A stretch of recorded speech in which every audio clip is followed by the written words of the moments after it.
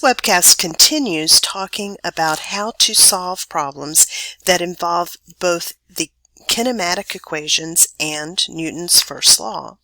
So I'm continuing in worksheet 5D, and I'm looking at problem 3. Here we're looking at a person who dives from a tall platform into the water, which is 10 meters below. So they're 10 meters high when they start falling. And the question is, what is her speed as she enters the water? Well, so I'm going to write down the things that I know about this situation. So I know that when she steps off the diving board, her initial velocity is 0 meters per second. And I know that her displacement is going to be negative 10 meters because she's going to fall 10 meters in the negative direction. She will be in free fall, and so the acceleration is negative 9.8 meters per second squared. And I'm looking for her velocity as she enters the water, which is the final velocity in this picture.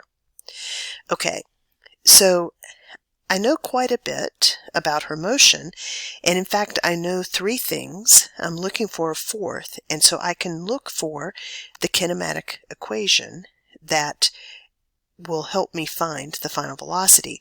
If you don't remember the kinematic equations, you can come up to the top of the first sheet of this packet, and they're listed for you right here. All 4 of them are listed in this table. Okay, so the equation that deals with the things that we've just listed is the 3rd equation, which says that the final velocity squared equals the initial velocity squared plus 2 times the acceleration times the displacement. Look, it's already written in a way that is where final velocity is on one side. So let me just plug in everything that I know.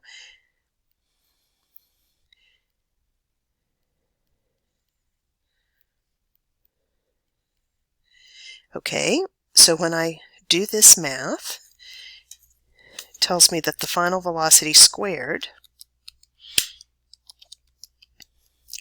is 196, and so I'm going to take the square root of that,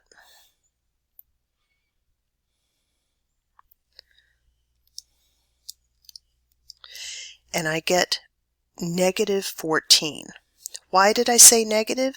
Because I know that the person, as they dive, they are moving in the negative direction as they enter the water. Okay, part B is still part of this same problem. Now it says that she comes to a stop 4 meters below to the surface of the water, and I want to find the force that the water exerts on the swimmer. So again, I'm going to write down the things I know.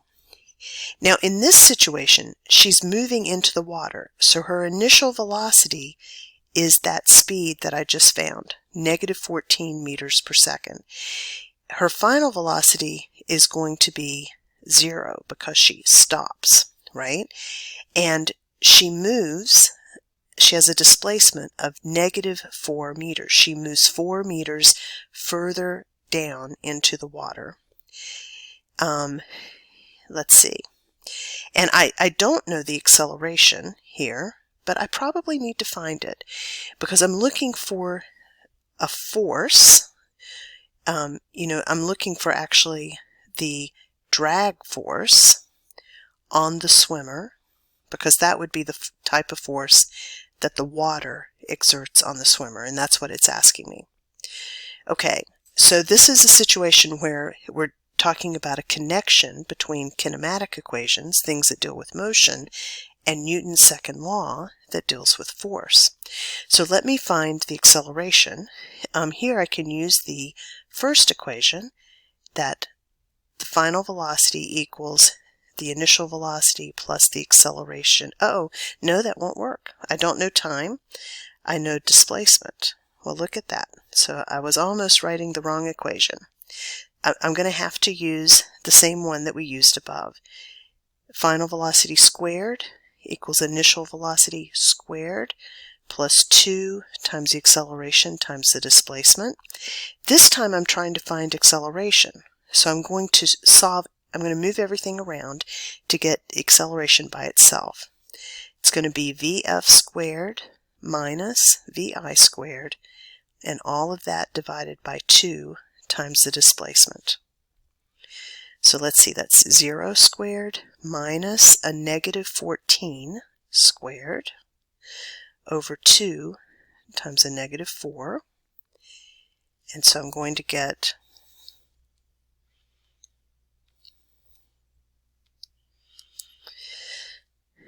I'm going to get 24.5 meters per second squared. This is a positive number because my negatives canceled here. Okay? And that makes sense, right? Because she's moving in the negative direction and she's slowing down, and so it makes sense that acceleration is positive. Okay. So now that I know acceleration, I can come over here and say the net force on the swimmer equals the mass times the acceleration. I'm sure they gave me a mass for her, 65 kilograms.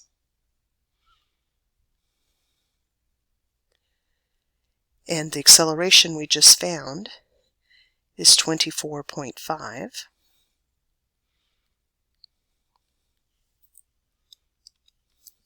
And so that's 1,592.5 newtons. Now this is the net force. If I were to think about the forces on this swimmer, there's the force of gravity on the swimmer that's being exerted by the earth, and there is a drag force being exerted on the swimmer by the water. So what we have just found is the net force, which is the sum of those two forces. The question is asking me to find the drag force. So I need to use a second method of finding net force, and it is the drag force minus the gravitational force. And I'm going to move that around so that I can solve for the drag force. It's going to equal the gravitational force plus the net force. The gravitational force is 65 kilograms times 9.8,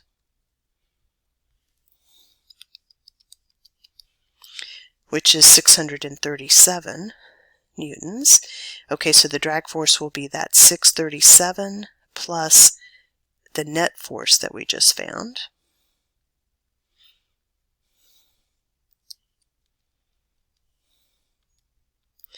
Which is 2,229.5 newtons. That is the drag force that we're looking for.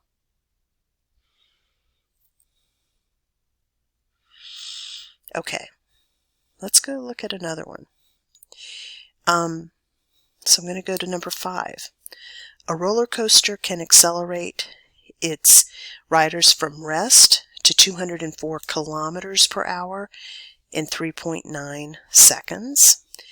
So I know that the initial velocity is rest, which is 0. I know the final velocity is 204 kilometers per hour. Now, when you see that, you ought to think, well, we better convert this. I need to convert the kilometers to meters, and I need to convert the hours to second. So 1 hour is 3,600 seconds. 1 kilometer is 1,000 meters. So I'm going to do that math. 204 times 1,000 divided by 3,600 is 56.67 meters per second. So now I've put it in standard units. I know that the amount of time it took for the velocity to change is 3.9 seconds. And so I'm going to find the acceleration. With these 4 variables, I would need to use the first kinematic equation that says final velocity is initial velocity plus the acceleration times time. So the acceleration is final velocity minus initial velocity divided by the elapsed time. Okay, so 56.67 minus 0 divided by the 3.9 seconds. So that's an acceleration of 14.53 meters per second squared. Okay, now I know the acceleration. Now it's going to ask me the average net force. So this is sigma F. Well, Newton's second law tells me that the net force is the mass times the acceleration. They're giving me the mass as 68 kilograms, and we just found the acceleration is 14.53 meters per second squared. And so the net force here is 988.03 newtons. Always be careful to see, is it asking you for the net force or for one of the other forces? But in this case, it was asking me for net force.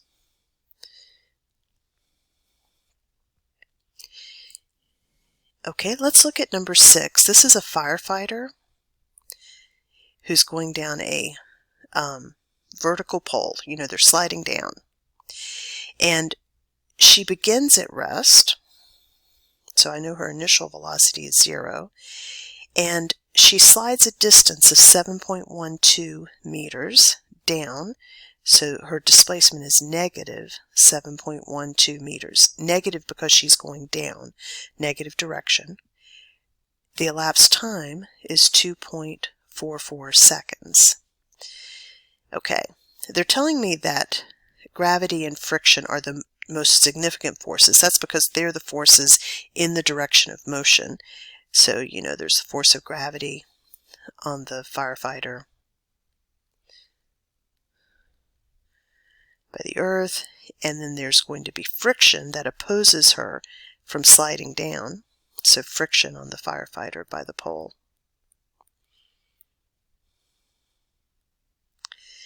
Okay. So we want to find the magnitude of the frictional force. Okay, so I guess I also know her mass. Did they give me a mass? Oh no, they gave me the weight. So I know that this is, 812 newtons. I could find her mass. The mass of the firefighter is 812 newtons divided by 9.8. So that's 82.56 kilograms. So I could add that to my list of things that I know. Okay. In a problem like this, I'm going to put a box around one I know just to separate it from the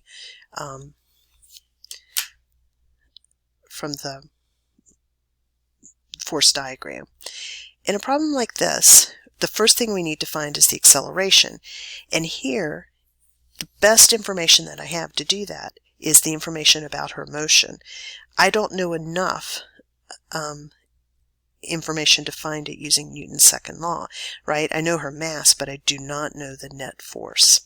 So I know initial velocity, displacement, and time, and I'm looking for acceleration. So I would have to use the second kinematic equation. That tells me that displacement equals the initial velocity times time plus 1/2 the acceleration times time squared. This term, the initial velocity times time, equals 0 because the initial velocity is 0. And I'm solving for the acceleration. That's what I want. And so I'm just going to shift this equation around. Acceleration is going to be 2 times the displacement, right? I'm dividing both sides by 1/2, and that gives me 2 delta x. And then I divide both sides by that delta t squared. Okay, so 2 times that negative 7.12 meters over the 2.44 seconds squared. So we're going to get a negative acceleration, right? I don't want to lose track of that negative sign.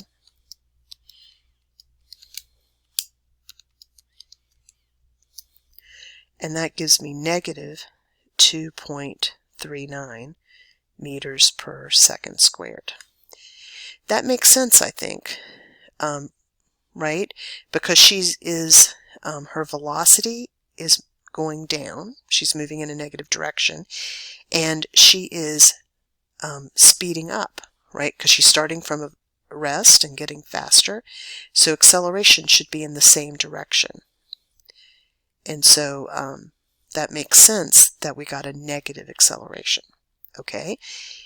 Now I want to use the acceleration with the mass and to find something about the force. Now I'm looking for the frictional force, but first I'm going to find the net force is the mass times acceleration. So that's the 65 oh no, I'm sorry, thinking the other problem. Here we calculated her mass was 82.56 kilograms. We calculated an acceleration of negative 2.39. And so the net force is negative 197.47 newtons. That's the net force, which is the sum of the friction force and the force of gravity. So I need to find the friction force, so I'm going to write an equation. Looking at my force diagram, the net force would, in this situation, be the friction force minus the force of gravity. And I'm trying to solve for this friction force here. So let me just move that around. The friction force, in this case, would be the force of gravity plus the net force. So it's going to be the 812 newtons plus that negative 197.47 newtons.